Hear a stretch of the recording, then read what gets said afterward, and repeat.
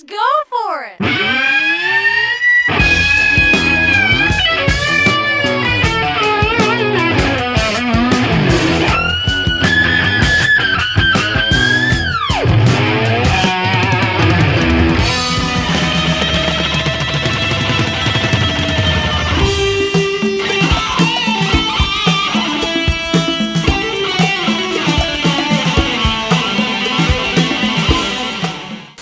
Hey everybody, it's me, your buddy Dave. Welcome to the Dark Stuff channel. Thanks a lot for tuning in today for this video.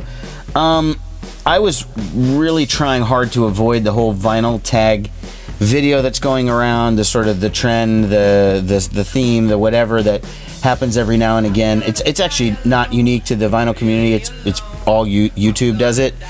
And I've watched a lot of them, and there's some interesting videos, but generally I think these sort of themed ones or the tag videos, the purpose of them generally is for newer people to sort of get themselves out there so that people who are already looking at a certain theme will maybe discover yours because it's titled the same way. And there's nothing wrong with that. I've been in the vinyl community for 3 years. I've been making videos for that 3.5 years or whatever. So to me, I don't really, it's not the purpose. But I watched a bunch. And then I watched, shout out to Metal Theologian. I watched his video, his vinyl tag video. Now, he'll never see this because he doesn't watch my videos. I know this because I've commented on his a bunch of times and he's never commented on mine or responded. And that's okay. I still love Metal Theologian. He's hysterical. And I love his curmudgeonly attitude. And his vinyl tag video was hilarious because he just refused to answer some of the questions because he thought they were stupid. And I agreed. And that's what was preventing me from doing the video. But I decided, well, if he can do it, so can I. So here goes my my vinyl tag video. So it's 20 questions about collecting vinyl. It seems like these questions are directed towards people who have just started collecting recently in their life, not for old fuckers like me. Who, if I say I started collecting when I was 10 years old, that was 35 years ago. Okay, that's like 2 of your lifetimes for some of you. Anyways, the first question, how many records do you have? I don't know. I've never counted. I have this many. I just took pictures of my LPs and 7 inches. And then I don't know if CDs are included, but I just went ahead and took pictures of those two. If you're talking about how many albums do you have, talking about how many records, yeah, I don't know. If somebody can mathematically determine just by looking at that picture how many there are, go ahead and shoot me some info, but I'm not going to waste the time counting, and I don't have an accurate list. It would have been nice if all those years ago I would have had some sort of notebook or database or something, but I never did, and now it's way too late for me to do it. So, we'll see you in like 2 seconds. Time travel's so weird. I did purge about 2/3 of my record collection in 2001. In 2002, I sold a tremendous amount of it on eBay at the time when I was really broke. So I've basically been rebuilding the collection since about 2005. Okay? What kind of record player do you have? I have a Sony something or other. Like the Metal Theologian's answer, I don't give a shit about what kind of record player people have. I know that's a thing, okay? It's great if you are really invested in your type of player. I have a decent record player. It plays my records well. I have a good cartridge. Okay? I have a nice needle. I understand those things. But a lot of times for me, turntables, I view them sort of like how some people view cars, I look at it the more utilitarian sort of view. Like, you can get a real fancy car with all the bells and whistles and all the crazy shit, but ultimately it's 4 wheels and it takes you to where you want to go. Turntable is a device by which I listen to music in my preferred medium. As long as it's not crap and it's not damaging my records, that's all I need to know. So it's a Sony something or other. I don't know. Okay. How old were you when you started collecting? That's a tough question. When I started getting records, I was a little kid. When I started actually collecting, meaning, what does that mean? Storing them somewhere? I mean, I guess age 10, I would say. What is the oldest record you own? I don't know. I didn't extend a lot of effort into looking at this. I just guesstimated, and I would say it's either this, which is a Jerry Lee Lewis collection on Sun Records with the old black and white sticker kind of cover, or this Fats Domino collection on United Artists. I don't know. Again, they're both pretty old, but I didn't invest a lot of time in actually researching what my oldest record was. I just didn't feel like it. What is the first record you ever got? That's a tough one because I was little. I would say probably it was like a Superman record. I used to listen to like superhero records, Superman, when he had with that villain Mitzelplick or whatever, you have to get him to say his name backwards and then he disappears or whatever. That's the secret to getting that villain. It was either that or a Donnie and Marie record, because I know I had a Donnie and Marie record when I was a little kid that my parents bought me.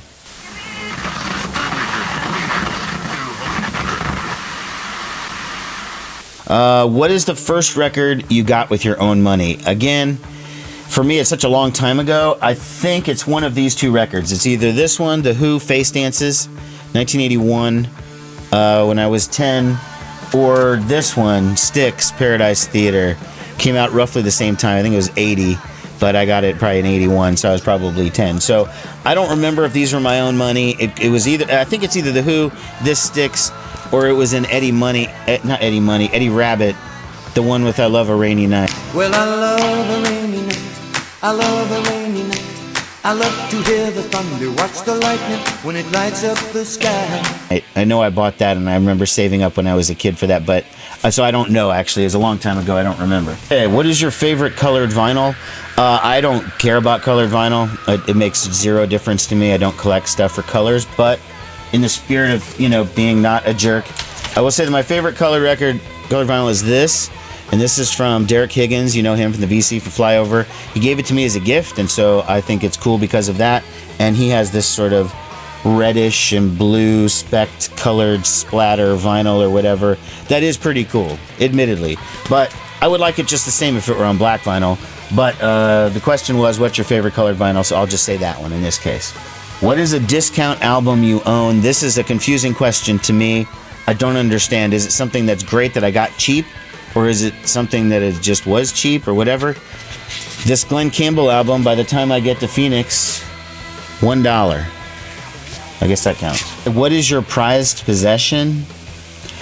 I don't really understand this one too much, but I guess what I would say is I have a lot of prized possessions, and most of them are autographed albums. All of my autographed albums are ones that I obtained personally, and just there's a handful where someone got it for me and I know it was authentic. But pretty much any album you see around in my little room here that's a LP frame is signed. That's why they're up there on the wall. So to me, that's my prized possession. A record by a female artist. If you know me, you know I have a bazillion albums by female artists, so that's not some sort of novelty question. I just grabbed this one at random. Pat Benatar, 7, The Hard Way. Hey, you want to make $14 the hard way? Okay, a record by your favorite band. I would say I'll just pull out this one. Kiss, Creatures of the Night. This is an original pressing on Casablanca. It's beat to shit because a cat named Stinson I used to have back in the 90s tore up all my records in the K section, scratching his claws. But I still hold on to it. It's still great. An impulse buy. This was really hard for me to say because I don't do a lot of impulse buying. I work in radio, or I have a radio show, so I get a lot of free stuff, so that saves me the need to impulse buy. I buy a lot of cheap dollar records that I'm just basically impulse buying, but I'm not counting that. What I would say is I really wanted to get into jazz at one point, and I didn't know anything about jazz, and I'm far from an expert now, but I at least know more than I did. So I just went out and I bought a record, and I got this one, The Finest of Art Blakey Big Band, because it had John Coltrane's name on the front, and I knew that name, okay? So I'm like, okay, Art Blakey, it's got John Coltrane on it, I'll get it. And I love this album. I paid like $2-3 for it. I didn't know any of the songs or whatever, and it did serve as sort of a gateway to a bunch of jazz, because I bought records by a lot of these guys that were on this record. A lot of other players went on to have good careers in jazz, so I guess that would be my impulse buy. A gift. Well, that's this. I just got this Replacements, the Twin Tone Years vinyl box set. My brother just bought it for me for my birthday last week. I'm going to talk about this in my next video, so I'm just going to kind of move on from that. Most played record. That's really tough, because if I talk about the first record I had, and I've had it for so long, since like 1980, you'd think that'd be like the most played record, but I guess I'd probably say this, The Who, Odds and Sods. because I have almost the entire Who collection. I've replaced and gotten on CD and everything, or gotten on other formats, but I never got this one, and I still love it because whenever I throw this on and I hear like songs like Now I'm a Farmer, Put the Money Down, and just pure and easy, just weird Who songs that were, you know, not the hits. This is it. I play this all the time. Play the shit out of it. It's great. Okay, a rarity. I don't know. Rarity is in the eye of the beholder. That's a completely subjective term. I saw on other people's videos that they went to Discogs, if they have their catalog in Discogs, and saw what was their most valuable record. So I did that, and I would say there's two, okay? If you look strictly at highest sale price, it would be this Soundgarden Down on the Upside. It's original pressing on A&M from 1996. But if you just look at the median price, which is probably a better gauge, because it means a few more have been sold, and it's the medium is higher. So anyways, it would be this Melvin's Houdini. This is original pressing on AMRAP I bought back in the day. Both of those were not bought to be collectibles.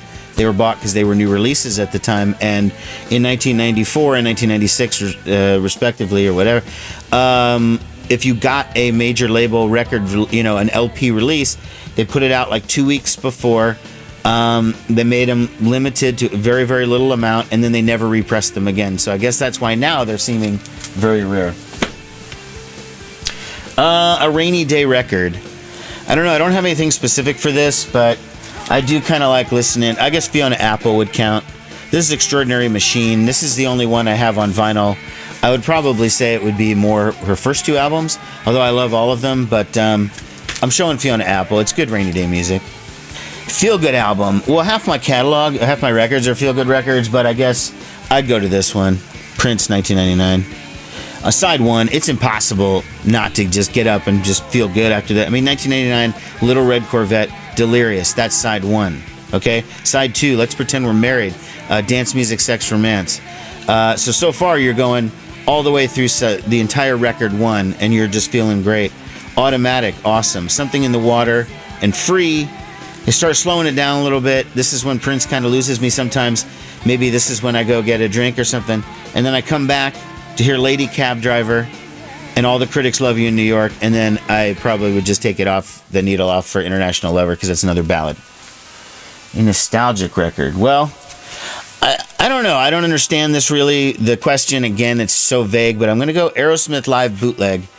And I'm going to go this because it just reminds me of a time when I was a kid, and before I heard all of this great hard rock that now everyone takes for granted. And, you know, just listening to this, when I used to just live for bands like Aerosmith and Kiss and Led Zeppelin and all of those bands, and they were so mysterious and they were so great, and they just, record after record was good, and, you know, you could just delve deep into their stuff and you never were disappointed. Pull this out, it's just fucking awesome document of Aerosmith at a really, really great time, right as they were teetering on the edge of being too druggy and losing it, but not quite druggy and losing it yet. Good stuff. A record store day purchase. Just got this last record store day. Ramones, live at the Roxy, August 12th, 1976. And then last, a recent purchase. Well, I haven't purchased anything newer than my last video, so I did show this in my last video. This is Cheetah's Sands EP. Just bought this. And like I said, I haven't got anything newer than my last video, so I'm not going to talk about that because I just did. All right, everybody, this is the tags. I mean, for better or worse, I did one. Okay? Appreciate me, community. Bye-bye.